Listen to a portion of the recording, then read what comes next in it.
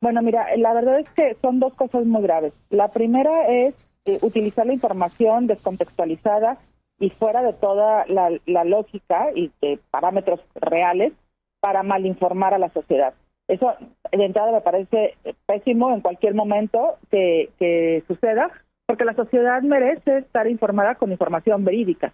Y por otro lado, es muy grave que en el contexto que estamos viviendo del intento de reforma al Poder Judicial, que no al sistema de justicia, por cierto, se den estos tipos de declaraciones que son falsas.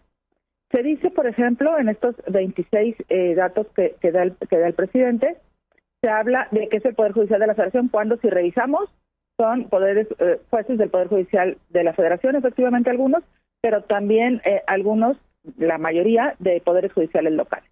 Luego, no se dice, como lo leías, en qué momento procesal ocurre. Hay algunos que, si vemos las fechas, lo que determina en qué fecha se puede dejar en libertad o resolver su situación es la fecha en que la Fiscalía detiene a la persona. Si vemos incluso el primero de los casos, habla de que la Fiscalía lo detiene el 6 de junio y que se pone en libertad el 11. Entonces, a ver, tiene que ver con plazos que están constitucionalmente previstos. No es que las personas juzgadoras puedan resolver esto cuando quieran y como quieran.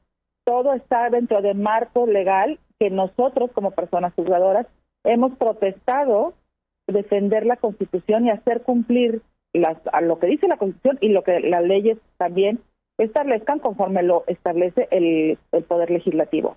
Entonces, si la ley y la Constitución establece plazos precisos para resolver la situación de una persona, sobre todo, que no es culpable, no es delincuente.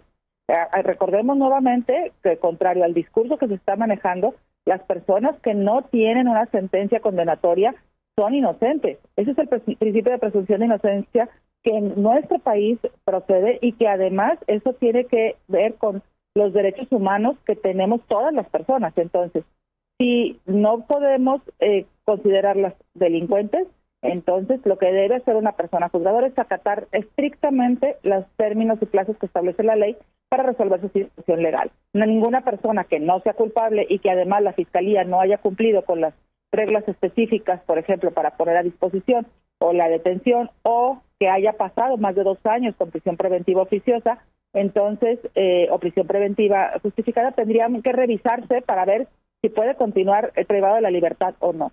Entonces, estas informaciones que se dan totalmente fuera de contexto, que no tienen ni siquiera un análisis mínimo, que no tenemos ni siquiera los datos reales de cuántas libertades se están dictando en los otros días de la semana, no estamos revisando tampoco cuándo fue que la Fiscalía estuvo poniendo a disposición, etcétera, pues como que nos dan una información totalmente sesgada. Además de eso, habría que recordar que las fiscalías tienen personal 24 horas los 7 días de la semana, es decir, no se está dando sabadazos en el sentido de que no hay una fiscalía que pueda revisar si tienen o no tienen más órdenes de aprehensión. Al contrario, claro que lo hacen y además, por supuesto, que están obligados por ley también a hacerlo.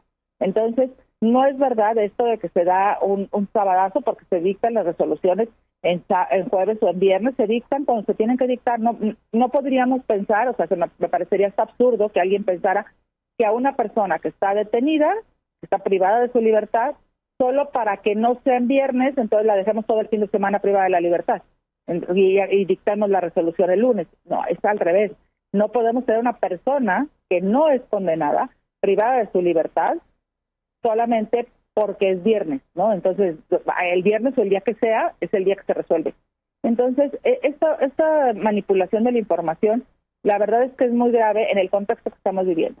Además, el Poder Judicial de la Federación, ahora que estaba escuchando los audios anteriores, claro que es diferente a los poderes judiciales locales, y no porque seamos más o porque seamos menos, sino porque hay funciones totalmente distintas que prevé la Constitución para los poderes judiciales locales y para el Poder Judicial de la Federación.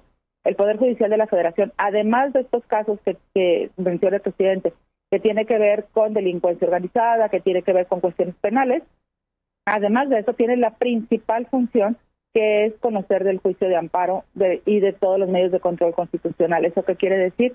que los jueces y juezas del Poder Judicial de la Federación, lo que realmente tenemos como mayor ingreso y como mayor carga de trabajo son aquellos asuntos que tienen que ver con violación de derechos humanos por parte de autoridades a través del juicio de amparo.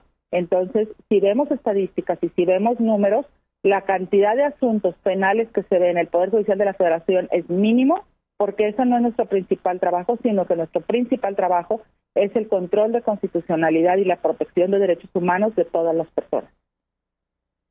Emilia Molina, pues ahí está este planteamiento que se hace desde esta asociación que preside. Estaremos en contacto como siempre. Gracias por contarnos y buenos días. Al contrario, muchísimas gracias por el espacio. Igualmente, Emilia, buenos días. Gracias.